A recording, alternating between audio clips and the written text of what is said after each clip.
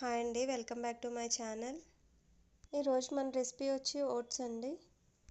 Stove మీద ఒక గిన్నె పెట్టుకుని ఓట్స్ అనేవి వేసుకోవాలండి. నేను ఇక్కడ ఒక కప్పు ఓట్స్ అనేవి తీసుకున్నానండి.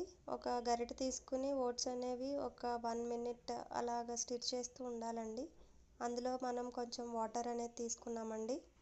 వాటర్ తీసుకుని మనం ఒక 1 మినిట్ మనం ఆ ఓట్స్ అన్నీ కలుపుకోవాలండి.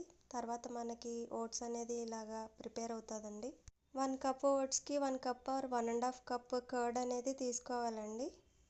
పెరుగులో మనం ఈ ఓట్స్ అనేవి కలుపుకోవాలండి. కలుపుకున్న తర్వాత పోపు కోసం మనం కావాల్సిన పదార్థాలన్నీ తీసుకుని పోపు వేసుకోవాలండి.